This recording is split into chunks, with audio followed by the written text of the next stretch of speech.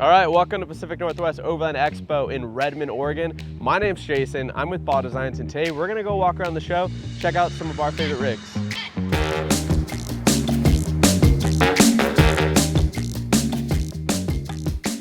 All right, so we were walking around and the first vehicle I saw that just like piqued my interest was this beautiful 911. And we have Aaron here from Benchmark Vehicles, and he's gonna talk to us a little bit about his 911. Tell me about it, what's going on with it? Yeah, so we took a stock standard street 911 and we gave it some benchmark treatment. Bumper and skids in-house. We made it specifically with the S2s in mind. Those things are all wired through the bumper. Just super clean is what we're looking for. I love it. And so what is the whole idea behind this 911? Having fun. The whole idea was to have some fun. Yeah. We got the guys in the shop to work on it. They're working on vans day in, day out. So we gave them something else to work on. Something to like build a bit more experience and yeah, just really have fun coming to work and do something different. Yeah, and so this is, what year 911 or like? So this is an 87 Carrera 911. Yeah. Rear wheel drive, a lot more fun. And did you do anything specific with the suspension to fit these like massive tires and wheels? Yeah, we did an Elephant Racing suspension kit. Okay. It's coilovers every corner. It's got some Willwood upgraded 4-piston hydraulic brakes. The wheels and tires are a bit heavier, so you need a bit more stopping power, bring it all back to earth. I like it. Let's go around the back and look at that rear bumper.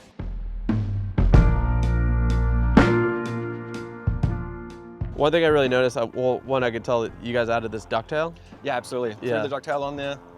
The ducktail looks super good. And then is this something you guys made, this tire carrier? The tire carrier we did not. This is from another company in Portland called Works Group.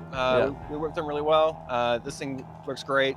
Yeah, it looks super good. So Aaron, tell me a little bit about some of the upgrades you did to the interior to make it more rally ready. Yeah, so the first thing we did when we first got the car, before we started stripping everything out, we put in some Schulman 101s in this Pepita orange design.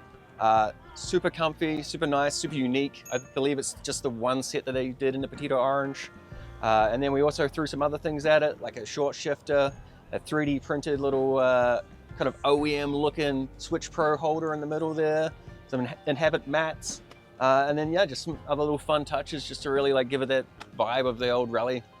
Obviously, this isn't the most overland build, but us being a lighting company that makes lights specifically for racing, and we sell lights for everything else after that, seeing a 911 in Safari spec, so you can go rally around in the woods, is pretty awesome. But before we go, I have one last question. Amber or clear? Those ambers, whenever it's dusty and inclement weather, those things are key. Yeah, the high contrast really works good. Yeah, absolutely. I love it. Well, thank you so much. Thanks, man. Appreciate Thanks it. for stopping by. All right, on to the next one. If I break it, it's cool. I have to fix it.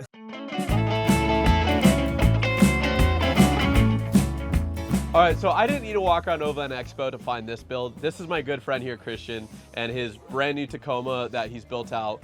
It's on portals, it's got a flatbed, and it's amazing. Tell us about what you have. Yeah, this is my 25 Tacoma. Obviously, I'm on this video, so it's got Baja Designs up front.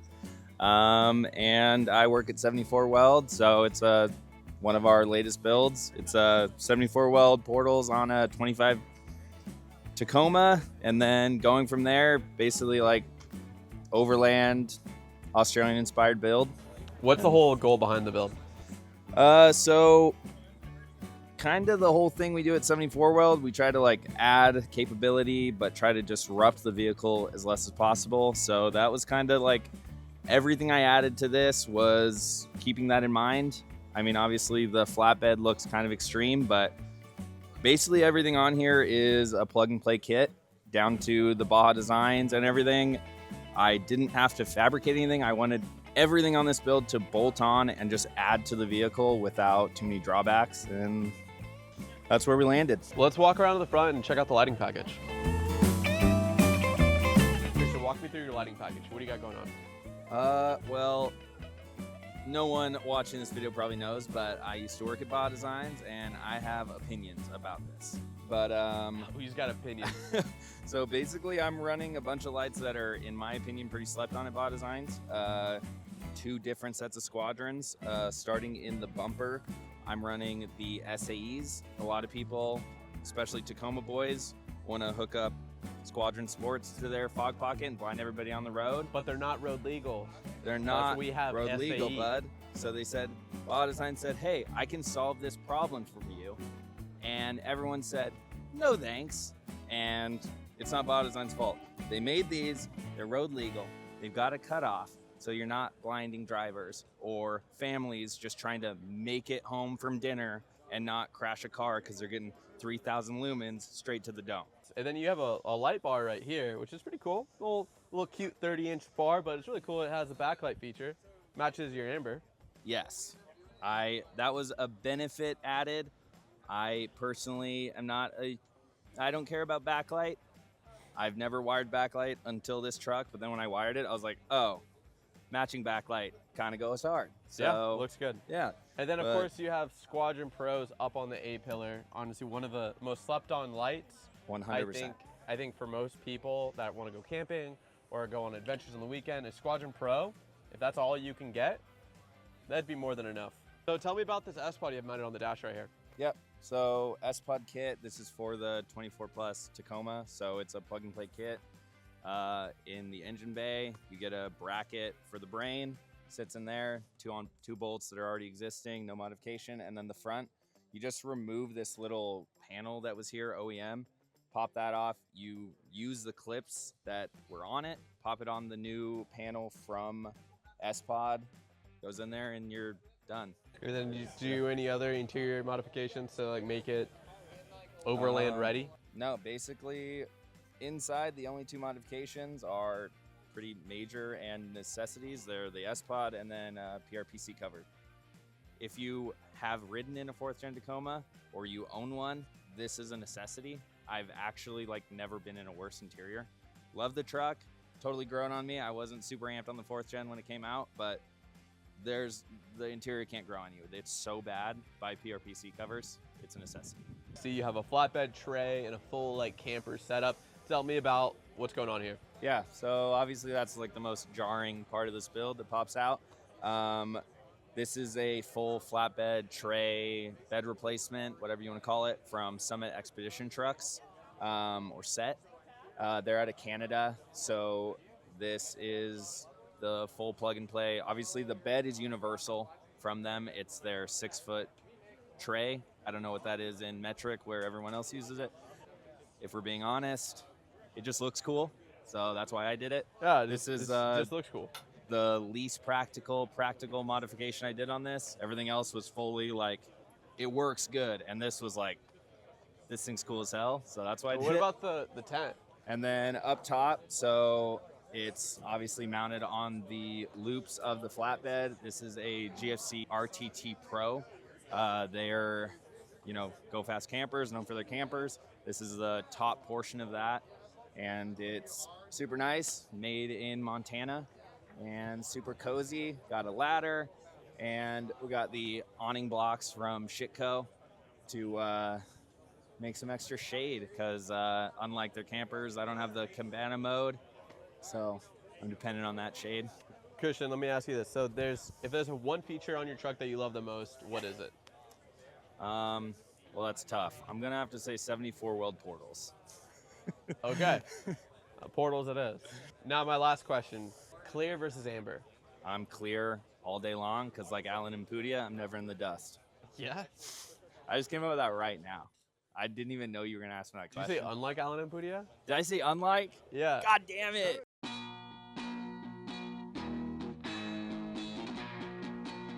Behind me needs no introduction. The EarthRoamer is a quintessential peak of overland exploration vehicles. And right here we have my friend Cam in front of the EarthRoamer LTX. Cam, tell me about what we have here. Absolutely. So yeah, this is our LTX. We just released at the end of last year in November at SEMA. It's replacing our LTI model. It's the smaller of our two models. It's going to be on the Ford F550 chassis. Still same carbon fiber box that we've been doing. Kind of big changes are we've gone to a 24-volt electrical system. We've added a roof rack kind of for some solar stuff and just clean up that upstairs. We've added back the pass-through. So moving that door to a larger door and we moved it up front. It let us go with a really cool L-shaped kind of couch on the inside. So nothing too crazy, but just big things that have pushed it. Who is this for? Like, what's the average customer doing with this? Why is it so big? We have our clientele. There's a range. We have people who are buying it as a cool toy. We have a lot of people who are retired and kind of selling their house and want to travel, go on that larger expedition, and truly get off the beaten path. And so they're buying it, and it ranges all sorts of people. I like it. Well, let's check out the lighting package before we go inside. All right, Cam, this is an insane lighting package. You have more lights on this than I personally raced the Baja 500 with. So up here we have a 40-inch Onyx with factory amber. And in fact, there's factory amber on everything, which is super rad. But let's keep going.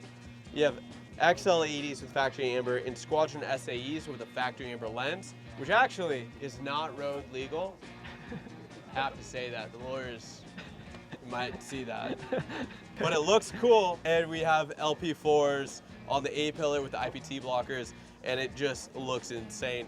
Gives like Halloween vibes. She's mean. But I imagine at night at night it's wild. awesome. With the A-pillar lights too, it lights up. You turn night to day real quick. Yeah. It's pretty cool. Yeah, and also I think it's super cool. Let's go to the side. They have these really cool scene lights, which is actually S2s. So what's really cool is here on the side, they actually have these custom mounts that utilize our S2 Pro flush mounts for area light to light up camp at night. Cam, tell me about like the area back here and what's going on. Yeah, so kind of rear of the truck here, we have our pass-through back on the LTX. So it's all climate controlled in here. It's gonna stay heated. You don't have to worry about stuff freezing back here. Good spot just to throw gear. And then, yeah, all sorts of like, we got step ladder, we got central vac in there, we got your shovel and your axe. We can do pull-out trays on these, so a lot of people put different options depending on what adventures people like to go on. That's right. So you have these massive spare tire. How are you gonna get that down? Yeah, massive spare tire. We do have a little winch back here. So you grab the remote out of there. This lowers down to 90 degrees.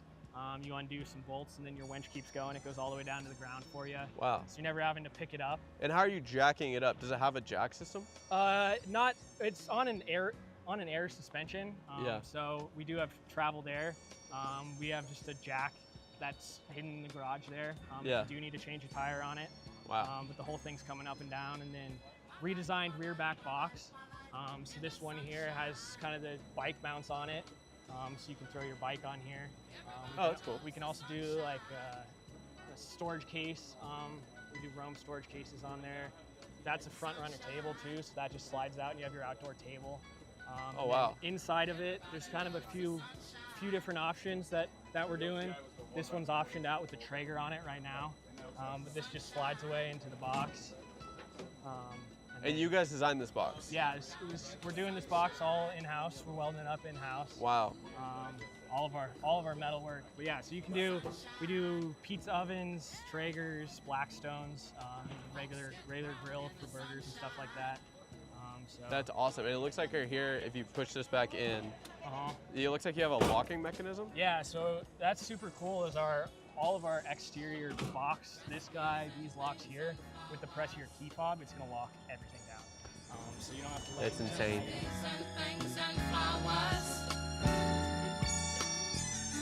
So one thing I'm noticing here is that this is an F550, and it looks like you have some Carly suspension from our friends at and Fox, which is super rad. Tell me a little bit about the chassis. Absolutely. So yeah, Ford F550. It's gonna be your 6.7 liter, 10-speed. Awesome chassis. And then you got your Kelderman airbag suspension in there. That is another change. We've gone to Fox shocks. We've been loving those. And then yeah, Carly steering stabilizer. Got the whole shebang. Just getting it ready to drop this box on it. So doing a frame extension, pivot mount.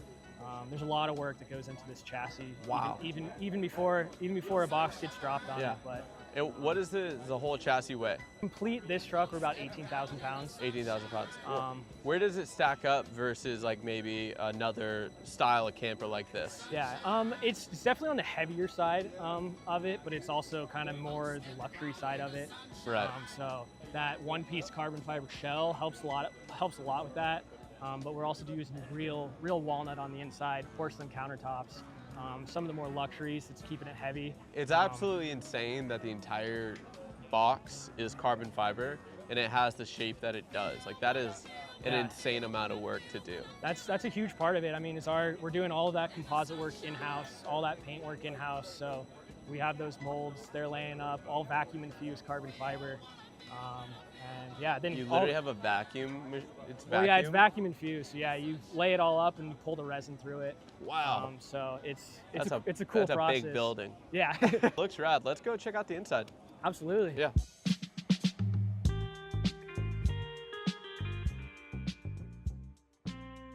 All right, Cam, so we're inside the EarthRoamer. Give us a rundown of this beautiful space. Yeah, so just kind of sticking with what we've changed, you can really see the new layout.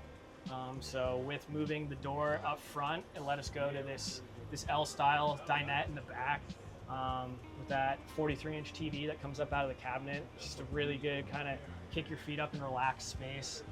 This table kind of moves from dining to coffee table. And then moving forward, we're now larger fridge. Galley got switched up a little bit. We're using a porcelain countertop now, and with that we can do InvisiCook. So there's an induction cooktop built right into this. So you can just set your pan on here, turn it on. It lets you know when it's the right spot. Wait, hold on.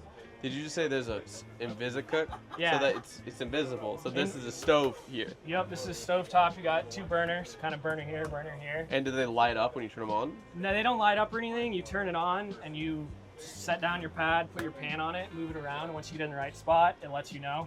Oh, then, it lets you know that it's there. Yep, and then because it's induction, like, counter doesn't get too warm, just that pot heats up, and then you pull that pot off, put it away. You don't have an induction sitting here. Wow. So, yeah, super cool that that's all built into there. That's crazy. Yeah, whole system just got way better. So there. Hey, one thing that I remember about EarthRoamers is that you could do like a full blackout mode, like it could just like a panic mode or like lock down. Yeah, no, you still can. So you see with your 360 security cameras, if you wake up in the middle of the night, notice there's something out there. Yeah. One button, press that. We can choose what we want it to do. So it's going to tuck in your awning, tuck in your stairs, start the car, start recording, turn on your exterior lights. So just one press a button, everything will happen. It'll get you ready to go. You can climb right through the pass-through, hop in the driver's seat, and drive away. This is an insane truck. Thank you for showing us. Absolutely. Thanks for stopping by and checking it all out. I got one question. Yeah. Clear or amber? Amber. Why? Factory amber. It's mean looking. You like it? It's mean. Not only is it mean looking, like when you're sitting in that driver's seat and turn them all on, it's see whatever you want to see. It's pretty sweet. Yeah. Also, it matches all the DRLs and the factory amber, so I can call it factory amber. But it looks pretty good. Yeah, but this black that we went, the factory amber just ties in. It gives Halloween vibes. It's a cool vibe. I like it. It's good looking. Awesome. Well, dude, thank you. Yeah, thank you. Appreciate Thanks for stopping by. All right. On to the next one.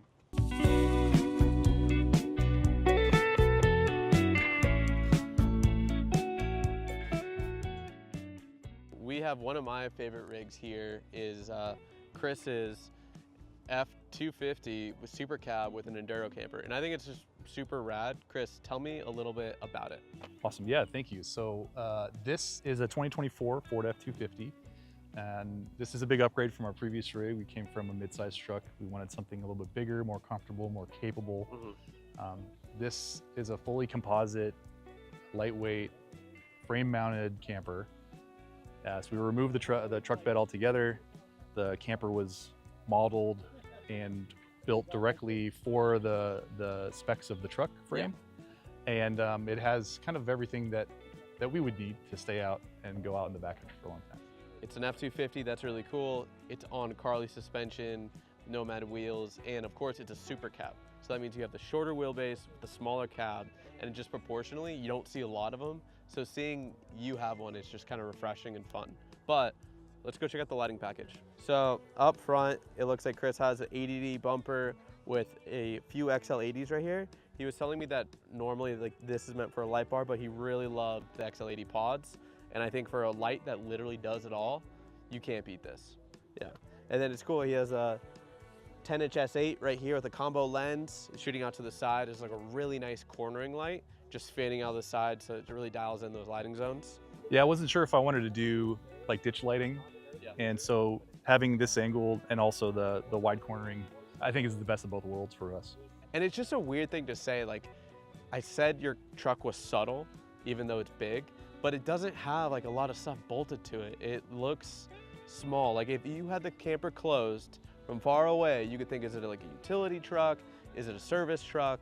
And it looks good and stealth, and I think that's a whole part of the goal. Absolutely. Yeah. Yeah, because of where we want to travel and the type of travel that we're doing, which is long-term, full-time travel in remote areas and in Central and South America. We didn't want to have a whole lot of like bolt-on things, under the truck. To keep it as, maybe stealth is the wrong word, but to keep it as subtle as possible. Yeah, 100%. So we're inside the Enduro camper. Walk me through what we got going on here. It's very like flowy and refreshing, like a fresh air, open air vibe. I like it a lot. It's cool. Yeah, we kind of wanted something with a separation of living space, but also like a community area. And so we kind of have, in our minds, the best of both worlds with a ton of galley space, kitchen counter, an 85 isotherm slide out drawer fridge. And you're also sitting on top of a 12-volt hot water heater. So one of the things we really wanted to do was not carry different types of fuels. So there's no propane in this rig at all. Everything's either electric or gasoline, since it's a gasoline truck. It's a Eberspacher heater, gas heater. Wait, so your heater's plumbed into your regular gasoline fuel tank? Exactly. That is very cool. Yeah. The other thing that we did is we included a nomadic cooling roof-mounted AC, and you'll notice there's also integrated LED lights. Wow, it's very spacious, and you have a full king bed right here. This is a queen. Yeah. And one of the special features of this is that it's the first camper that Enduro has made with underbed storage. Well, it looks beautiful in here. I can imagine just hanging out here for all day long. This is really cool. We've had parties. Yeah, you can have parties and put 5-7 people in here. And I think one of the cool things about this camper also is that part of the really intricate design that Leif and Enduro does is they want 100% usable space. And so the bed is not just for sleeping. In fact, because of the height of the roof, you can actually sit up fully in bed. And so that kind of turns it into another living space. You can have people hanging out, sitting fully straight up comfortably, as well as down here. I noticed the width of the camper. It feels wider than most campers I go into. Why is that? Is it just extra wide? I think what's interesting about this is the taper. So it's actually wide at the base, and it tapers in, which is really helpful for like backcountry driving. It's not much wider than the truck itself, so we get a lot more clearance for trees. But I think what really opens it up is the roof is like 7 feet 10 or something like that. So there's it's just a ton of living space. Yeah.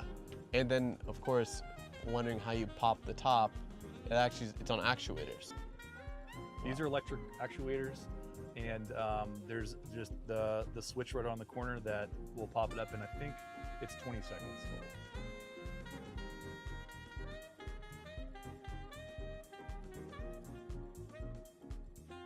So we're actually not in any booth per se, but we're in the Overland Expo showcase and display. Tell me a little bit about what that is. Yeah, so we came to Overland Expo West in 2022 on an exploratory mission to like find our next big rig build. Yeah. And we've enjoyed the community so much. And this year we wanted to showcase our new build and show that there's different levels of overland vehicles. And from budget builds all the way up to like adventure vehicles, right? Yeah. And so I like this section. So we get to meet a lot of people that come by and get ideas. We get ideas, we get to give ideas. And it's a great way just to continue to interact with the community. Yeah, 100%. What is a feature on this build that you love that's your favorite? So we ended up going with this configuration ultimately because we want to, this is an expedition vehicle, and for us, we would like to do a lot of backcountry roads, a lot of remote camping, and our ultimate goal for this is to take it on the Pan American Highway from Alaska to Argentina. That is crazy. That is a wild mission. And when do you leave for the trip? So we're leaving right after this. So after Sunday, Expo, He's out of here. Sunday, we're heading up to Canada and making our way up into Alaska for the rest of the summer. That is rad. Well, Chris, thank you so much for letting us check out your build. This is awesome. It looks beautiful. Appreciate it. Thank you. It's my favorite cab configuration. I think everything should be a little extended super cab. But all right, that's Overland Expo. That is our favorite builds of Overland Expo Pacific Northwest. That's a wrap.